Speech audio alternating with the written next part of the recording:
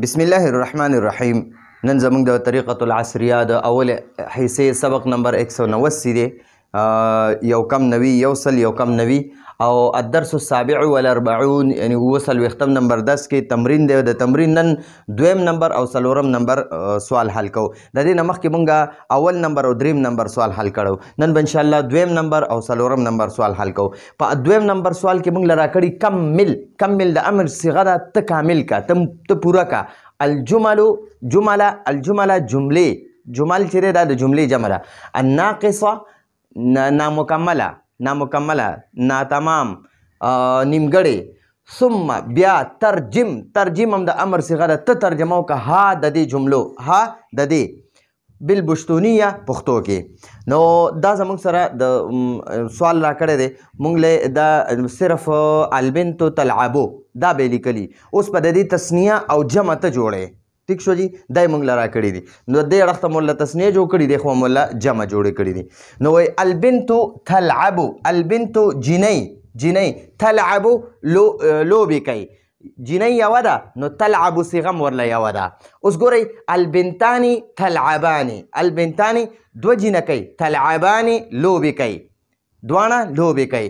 دو جنکۍ لوبې کوي. اوس دلته کې به دا بنتان دا بنات شي نو بیا به والله د جمع صيغه راشي. البنات جنکۍ یلعبن لوبې کوي. ټولې جنکۍ لوبې کوي. ګورئ البنت تلعب یو جنۍ لوبې کوي. البنتان تلعبان دو جنکۍ لوبې کوي. البنات یلعبن د فعل مضارع شپږم نمبر صيغه ده.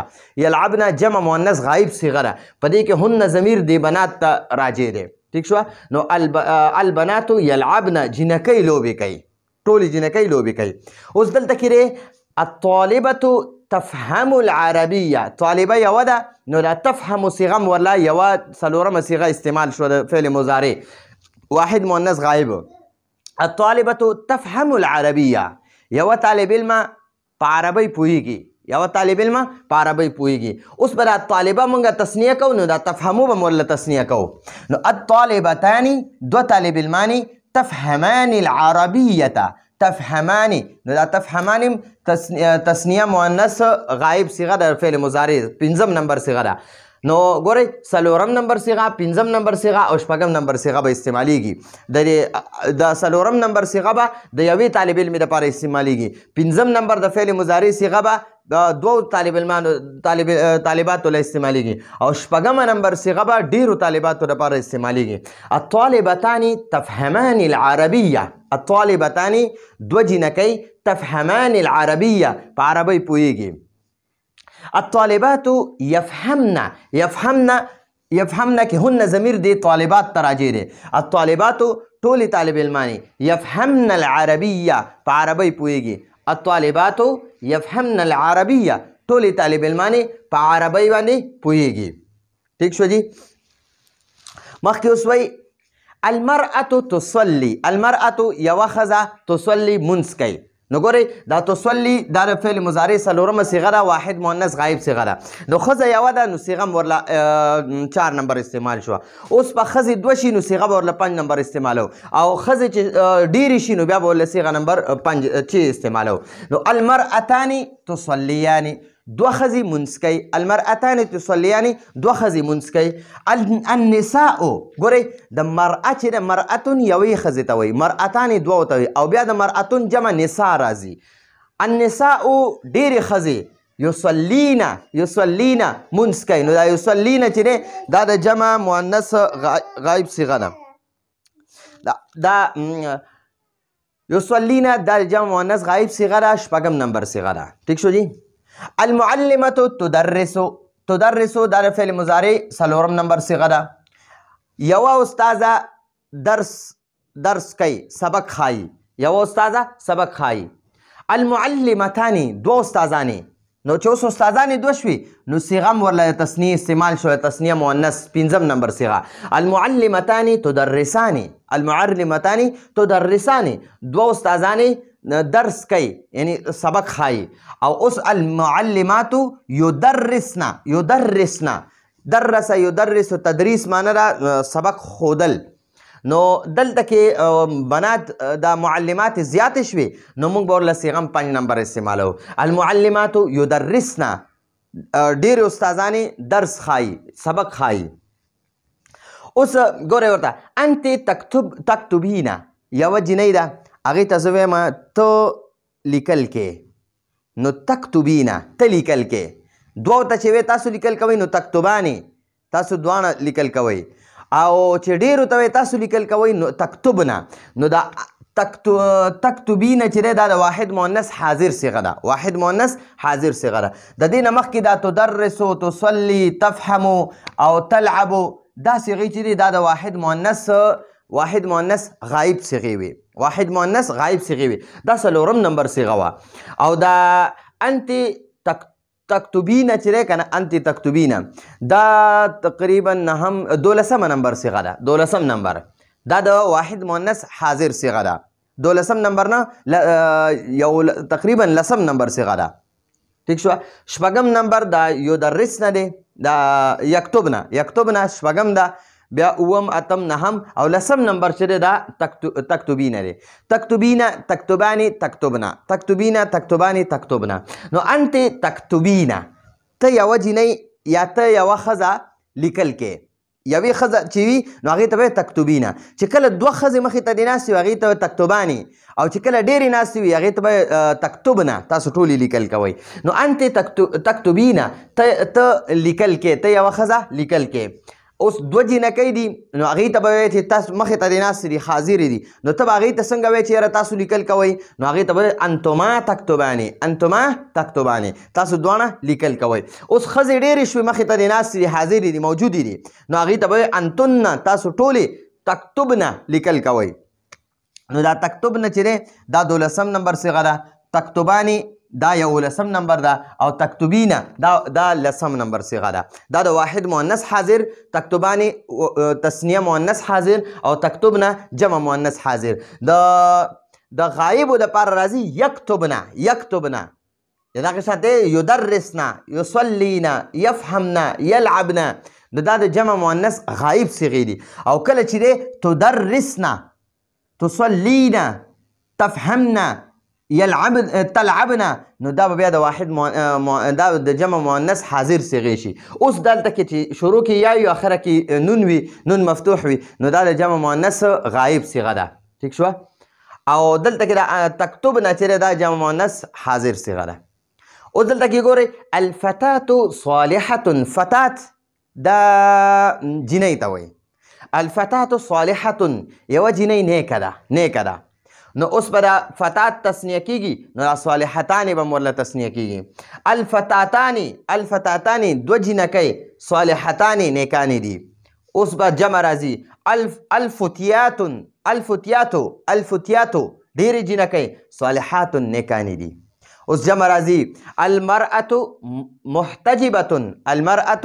محتجبة یوه ښځه پرده کوونکې ده یوه ښځه پرده کوونکې ده. محتجبة چې دی دا د اسم فاعل صیغه ده مؤنث والا واحد مؤنث نو مرأه واحد ده نو دا اسم فاعل صيغه ولا د واحد رااله نو المرأة محتجبة یو خزه پرده کون کې ده.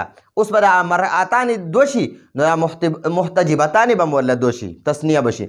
المرأتان محتجبتان المرأتان دو خزه محتجبتان پرده کون کې دي. اوس جمع شوا نساء النساء محتجبات ډېرې ښځې پرده کوونکې دي. ٹھیک شو یا ټولې ښځې پرده کوونکې دي. نو دا خو زمونږ هغه چې کوم مونږ له د واحد صیغې راکړې وې البنت تلعب الطالبة تفهم العربية المرأة تصلي المعلمة تدرس أنت تكتبين الفتاة صالحة المرأة محتجبة. دا د واحد راکړې وي و د دې تسنیه او جمع تاسو جوړ کړئ. نو د دې تسنیه او جمع مونږ جوړ کړئ دا دغه جملې مکمل کړئ. نیمګړې جملې راکړې وي هغه مونږ مکمل کړئ. اوس څلورم نمبر سوال دی ترجم بالعربیه عربی کې ترجمه وکړئ. د پښتو جملې راکړي و د دې تاسو عربي جوړه کړئ. نو میاندې یعنی موریانې میاندې د بچو تربیت کوي. د بچو تربیت میاندې کوي یعنی موریانې کوي. نو الامهاتو موریانې یا میاندې یربین الاولاد یربین دا د جمع مؤنث غایب صیغه ده دا امهات جمع ده نو یربین صیغه ورله جمع راله الامهات یربین الاولاد الامهات موریانې یربین تربیت کوي الاولاد د بچو ٹھیک شوه جنکی د خپل استاد عزت کوي جنکی د خپل استاد عزت کوي البناتو جنکی ډېرې جنکی یحترمنا ټولې احترام کوي دا ټولې جنکۍ احترام کوي معلمتهن د خپلې استاذې معلمته استاذه او هن معنی د خپلې استاذې البناتو یحترمن معلمتهن البناتو یحترمن معلمتهن البناتو دا جنکۍ دي یحترمن شپږمه صیغه ده جمع مؤنث غایب صیغه ده دی که هن ضمیر دی بنات ته راجع دی البناتو یحترمن ټولې جنکۍ احترام کوي عزت کوي معلمتهن د خپل استاذي اوس وای اے جنکو یا ایتها البناتو اے جنکو یا ایتها البناتو تاسو څه کوئ ماذا تفعلنا تاسو څه کوئ دا څه چې دی که نه ماذا معنا ده څه او تفعلنا تاسو کوئ ماذا څه تفعلنا تاسو کوئ یا ایتها البناتو ماذا تفعلنا اے جنکو تاسو څه کوئ نو هغې ورله جواب وکئ مونږ خپل سبق وایو نحنو نحفظ درسنا مونږ خپل سبق یادو یا مونږ خپل سبق وایو او هغه لیکو نکتبو دا د جمع مؤنث صیغه دا د جمع متکلم صیغه ده نحفظ هم د جمع متکلم صیغه ده او نکتب هم د جمع متکلم صیغه ده نکتبو مونږ لیکو هغه یعنی دغه درس نحنو نحفظ درسنا مونږ خپل سبق یادو ونکتبوها او هغه لیکو اوس بل راکړی وایي مونږ مونځ کوو مونږ ټولې مونځ کوو نو نحنو تصلي الصلاة نصلي دا د جمع متکلم صیغه ده د دریو یا د زیاتو سړو دپاره هم راځي د ښځو دپاره هم راځي خو دلته د ښځو بعض شروع دی نو دلته د ښځو دپاره استعمالیږي نحنو نصلي الصلاة مونږ ټولې مونځ کوو ونصوم او روجې نیسو او مونږ روجې نیسو ونصوم او مونږ روجې نیسو او د خپلو میاندو خدمت کوو ونخدمو او مونږ خدمت کوو نخدمو دا جمع متکلم صیغه ده نصوم د جمع متکلم صیغه ده نصلي د جمع متکلم صیغه ده ونخدمو امهاتنا ونخدمو او مونږ خدمت کوو امهاتنا د خپلو میاندو امهات د جمع ده امهات میاندې او نه خپلې نو امهاتنا د خپلو میاندو ونخدمو امهاتنا او موږ د خپلو میاندو خدمت کوو اوس وایي هغوی ټولې پرده کوي او نیک کارونه کوي نو ویحتجبنا احتجب یحتجب احتجاب معنی ده پرده کول نو یحتجبنا دا د جمع مؤنث صیغه ده شپږم نمبر یحتجبو یحتجبانی یحتجبونا بیا د تحتجبو تحتجبانی یحتجبنا نو دا یحتجبنا دا صیغه نمبر 6 ده او د جمع مؤنث غایب صیغه ده د دې معنی هغه ټولې ښځې پرده کوي ويحتجبنا او هغوی ټولې ښځې پرده کوي ويعملنا او دا یعملنا چې نه عمله یعملو معنی ده عمل کول نو یعملنا هغوی ټولې ښځې عمل کوي الصالحات نیک هغه ټولې ښځې نیک عمل کوي نو دا یعملنا چې دی دا هم شپږمه صیغه ده د فعل مضارع جمع مؤنث غایب او یحتجبنا هم جمع مؤنث غایب صیغه ده شپږم نمبر نو د دوو نه چې زیاتې ښځې شي او غایب وي نو هغې لپاره به بیا شپږمه نمبر صیغه استعمالیږي او چې یوه ښځه وي نو څلورم نمبر صیغه به وي که دوه ښځې پنځمه نمبر صیغه او که د دوو نه زیاتېږي نو بیا به شپږم نمبر صیغه خو بشرط دا چې دا غایبې وي او که حاضرې وي نو بیا به ورله